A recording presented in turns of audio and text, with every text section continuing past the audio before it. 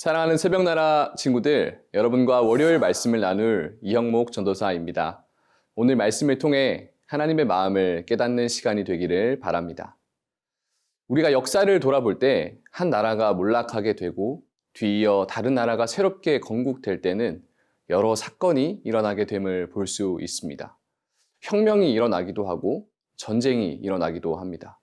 백성들은 지금의 나라보다 더 좋은 나라를 꿈꾸며 새로운 왕이 세워지는 것을 기대하며 기뻐합니다. 우리는 성경을 통해 예수님께서 하나님의 나라를 세우시는 것을 볼 수 있습니다. 백성들은 과연 어떤 나라를 기대하며 어떤 왕을 기다리고 있었을까요? 오늘 말씀의 제목은 내가 기대하는 주님입니다. 오늘의 말씀은 누가복음 19장 28절에서 40절입니다. 예수께서 이 말씀을 마치고 예루살렘을 향해 앞장서서 올라가셨습니다.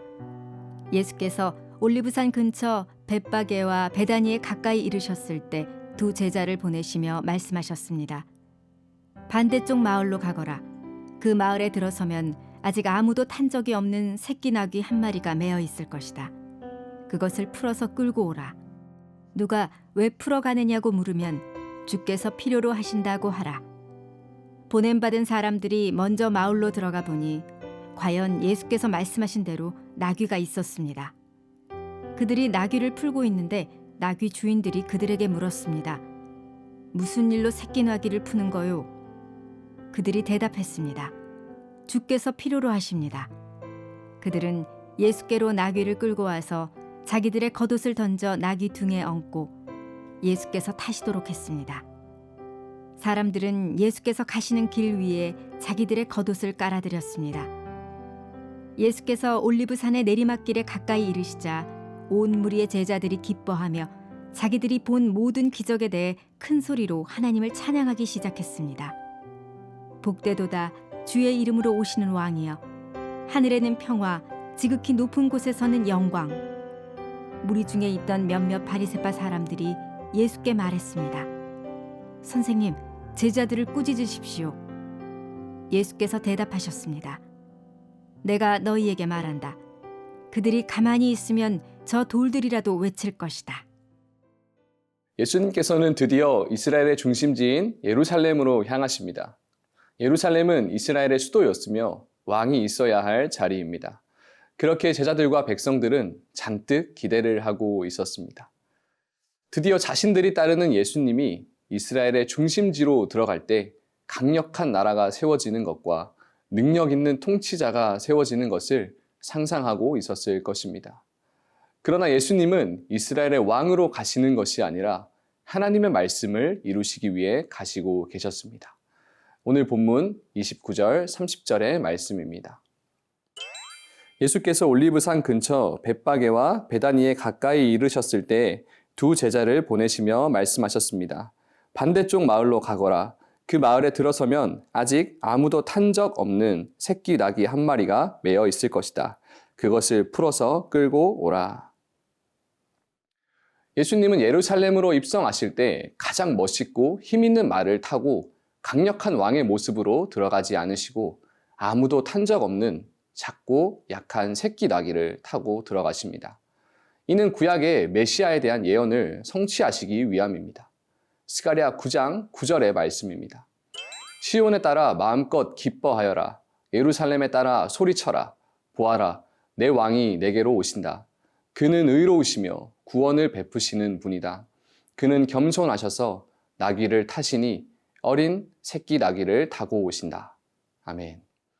예언을 성취하시기 위해 제자들을 보내 예비된 어린 나귀를 끌고 오게 합니다. 이미 하나님께서도 예수님의 예루살렘 입성을 예비하고 계셨습니다. 그리고 그 어린 나귀를 타고 예루살렘으로 들어가실 때 사람들은 자신들의 겉옷을 나귀의 등에 얹고 예수님이 가시는 길에 깔아드렸습니다. 이것은 왕의 행렬을 상징합니다. 그러나 예수님은 사람들의 기대를 받으면서도 겸손하셔서 나귀 새끼를 타고 오셨습니다. 예수님의 마음에는 사람들의 기대를 만족시키거나 왕으로 군림하는 것보다 하나님의 말씀을 성취하는 것이 가장 중요했기 때문입니다. 사랑하는 새벽나라 친구들, 사람들의 기대가 아닌 하나님의 말씀을 성취하신 예수님을 보며 우리의 삶에서도 예수님처럼 겸손하게 하나님의 말씀을 따라가기를 소망합니다.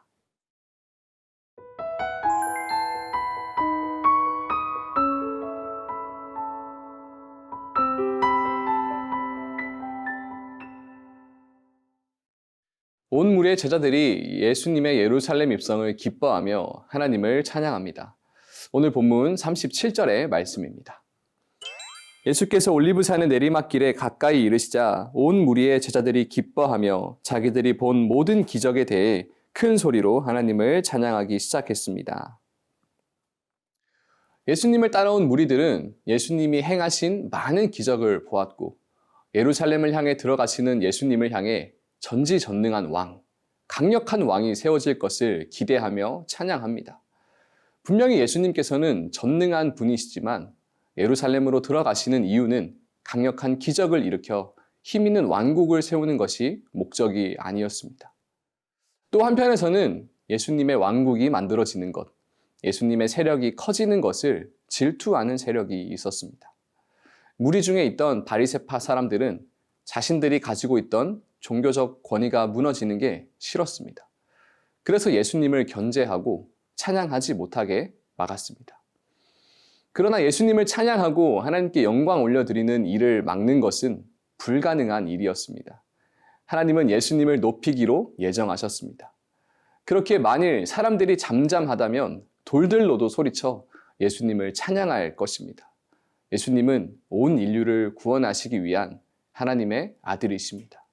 그렇게 예수님은 진정한 왕이시며 찬양받기 합당하신 분이십니다. 사랑하는 새벽나라 친구들, 우리는 어떤 예수님을 기대하며 예배하고 찬양하고 있습니까? 예수님이 찬양받으실 이유는 우리를 구원하시기 위해 생명을 내놓으신 하나님의 아들이시기 때문입니다. 오늘도 그 예수님으로 인해 예배하고 찬양하는 우리 모두가 되기를 소망합니다. 살아계신 하나님, 우리 아버지, 사람들의 기대와 환호 속에서도 겸손하게 말씀대로 나귀 새끼를 타고 예루살렘으로 입성하신 예수님의 모습을 보았습니다. 우리 역시 때로는 강력하고 힘 있는 나의 나라를 기대하며 예수님을 찬양하고 있지는 않았는지 돌아봅니다. 우리를 구원하신 예수님으로 인해 예수님을 찬양하며 예수님의 겸손함을 닮아가는 우리가 되게 하옵소서. 예수님의 이름으로 기도합니다. 아멘.